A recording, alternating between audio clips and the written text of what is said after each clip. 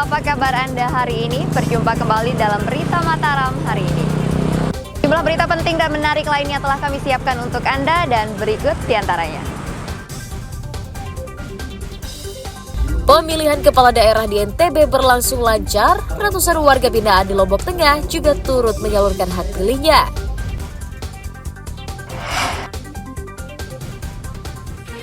Diduga terkait dendam pribadi, seorang ketua KPPS di Kabupaten Bima dianiaya rekan satu kampungnya.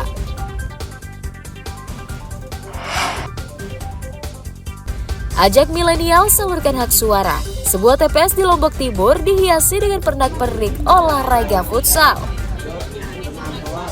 Bersama saya Rahayu Japar, inilah Berita Mataram selengkapnya.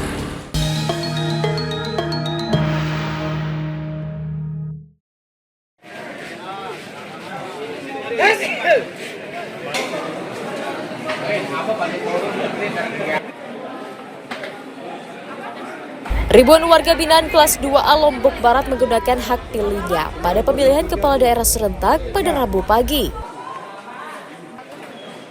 Sebanyak 1.696 orang dari total 1.871 warga binaan mendapatkan panggilan untuk menyalurkan hak suaranya pada pemilihan gubernur dan bupati.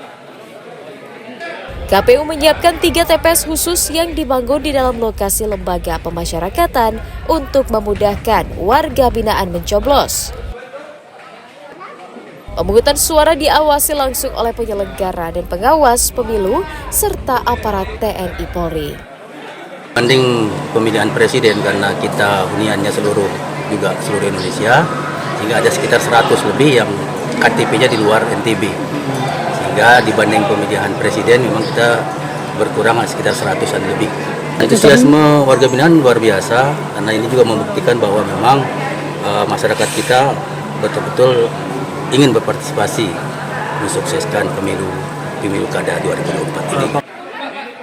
Warga binaan mengapresiasi KPU yang memfasilitasi mereka tetap dapat menyalurkan hak pilihnya meskipun sedang menjalani masa hukuman. Terima kasih kepada Kalapas Lombok Barat untuk memberikan hak untuk memilih pada pilkada ini. Bagaimana perasaannya Mas ini? Meskipun jadi PBP, tapi dapat kesempatan memilih itu gimana perasaannya? Ya, perasaan saya ya senang karena udah dapat memilih calon sebagai gubernur kepala daerah. Pemberian ruang bagi warga binaan untuk menyalurkan hak pilih diharapkan dapat mengedukasi secara politik dan turut menentukan pilihan estafet kepemimpinan di daerah.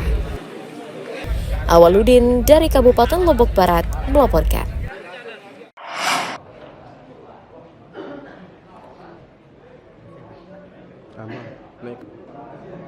Ratusan warga binaan rumah tahanan kelas 2B Peraya, Kabupaten Lombok Tengah, antusias menyalurkan hak pilihnya pada pemilihan kepala daerah Pilkada serentak Rabu pagi. Dari total 344 warga binaan, sebanyak 212 orang masuk dalam daftar pemilih tetap, sementara 141 orang lainnya merupakan petugas lapas yang masuk sebagai pemilih tambahan.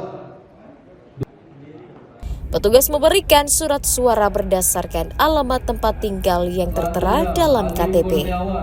Warga yang beralamat di Lombok Tengah diberikan hak memilih gubernur dan bupati, sementara yang beralamat di luar Lombok Tengah hanya diberikan hak memilih gubernur saja. Pendirian TPS di lapas merupakan kesepakatan bersama dengan penyelenggara pemilu untuk memberikan politik kepada warga binaan sesuai amanat undang-undang. Alhamdulillah pada pagi hari tadi mulai dari jam 7 itu kegiatan pemilihan atau pemungutan suara di TPS 901 TPS Susurutan Peraya ini alhamdulillah berjalan dengan sangat baik dan lancar.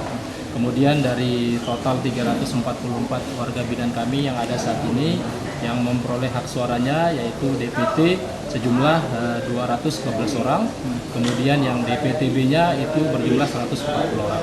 Kemudian dapat kami laporkan juga bahwa ada beberapa orang warga binaan kami yang berasal dari luar Kabupaten Lombok Tengah itu mendapatkan kertas suaranya satu, yaitu hanya untuk memilih gubernur saja. Namun bagi yang asli memiliki KTP Lombok Tengah atau yang merupakan warga Lombok Tengah itu tetap mendapatkan kartu suara sejumlah 2. Pihak Rutam memastikan pelaksanaan pilkada di dalam lapas berlangsung jujur dan bebas rahasia karena petugas yang mengawal pemungutan suara dipastikan netral dan tidak memihak paslon manapun. Lukmanul Hakim melaporkan dari Kabupaten Lombok Tengah.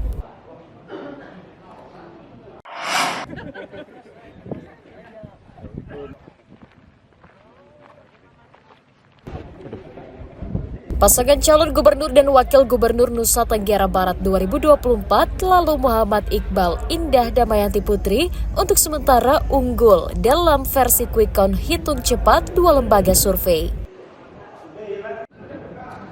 Menurut hitung cepat versi kedai kopi, pasangan Iqbal Dinda mengungguli 2 pesaingnya, Siti Romi Jalilah Musyafirin dan Zulkifli Mansyah Suhaili, dengan perolehan suara mencapai 41% dengan total suara mencapai 91%. Berdasarkan data sementara, pasangan nomor urut 1, Siti Romi Jalilah Musyafirin, memperoleh suara 27,19%. Disusul paslon nomor urut 2 Zulkifli Mansyah Suhaili 30,45% dan paslon nomor urut 3 lalu Muhammad Iqbal Indah Damayanti Putri 41,87%. Namun hasil ini masih bersifat sementara karena dapat berubah seiring dengan masuknya data dari seluruh TPS. Masyarakat juga diimbau menunggu hasil penghitungan manual dari KPU dan pengumuman resmi dari Komisi Pemilihan Umum KPU NTB. Berdasarkan data KPU NTB, DPT Pilkada tahun 2024 tercatat sebanyak 3.964.325 orang pemilih, terdiri dari 1.946.356 orang laki-laki dan 2.017.969 orang perempuan. Para pemilih ini menyalurkan hak suaranya melalui 8.405 TPS yang tersebar di 1.166 desa, kelurahan, dan 117 kecamatan di seluruh Nusa Tenggara Barat. Dari Kota Mataram, Tim Liputan melaporkan.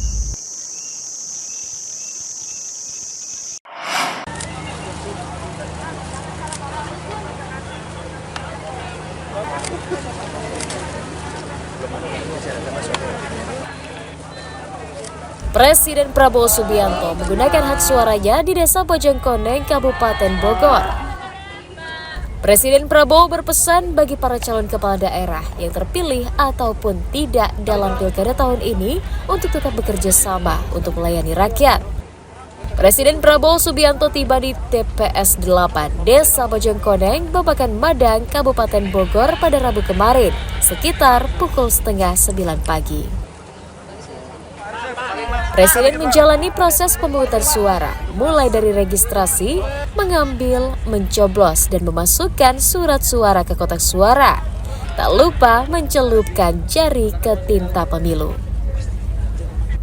Usai menggunakan hak suaranya, Prabowo menilai jalannya pilkada tahun ini cukup baik. Ia pun menegaskan jika warga bebas memilih siapa calon kepala daerahnya.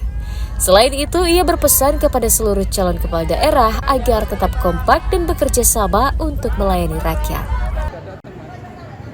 Sementara itu, Wakil Presiden Gibran Rakabuming dan istri Selvi Ananda menyalurkan suaranya di Kota Solo, Jawa Tengah. Keduanya mencoblos di TPS 18 Manahan, Kota Solo. Wapres Gibran Rakabuming dan istri tiba di lokasi TPS 18 Manahan sekitar pukul 10.25 menit. Kedatangan mantan wali kota Solo itu menarik perhatian warga di lokasi pencoblosan. Usai menunggu antrean, keduanya menuju ke bilik suara untuk menyalurkan suaranya. Setelah mencoblos, Wakil Presiden meminta warga untuk menghargai adanya perbedaan dalam pelaksanaan pilkada. Sistem sudah berjalan, kita sudah melaksanakan berkali-kali ya. Ini bukan yang pertama kali, sudah pemilihan berkali-kali. Saya kira kita sudah matang diakui. Pasti ada yang baik, ada yang kurang, ya kita perbaiki semua. Oke? Pemilihan ya terserah rakyat milih yang baik. Pemilihan kan pasti ada yang menang, ada yang kalah. Ya harus kerjasama. Ya yang menang harus menjadi pemimpin untuk semua. Yang kalah harus bekerja sama. Yang penting melayani rakyat, bekerja untuk rakyat. Yang namanya perbedaan itu hal yang wajar. Indonesia ini negara besar. Sekali lagi, perbedaan itu hal yang lumrah. Jangan sampai karena ada perbedaan lalu saling menghujat. Sekali lagi, yang namanya perbedaan itu mendewasakan demokrasi kita. Yang namanya perbedaan itu mewarnai demokrasi kita. Kepala negara berharap agar pilkada serentak berjalan damai dan lancar dan rakyat Indonesia tetap rukun serta tetap menjaga persatuan meskipun berbeda pilihan. Dari Jakarta, Tim Liputan melaporkan.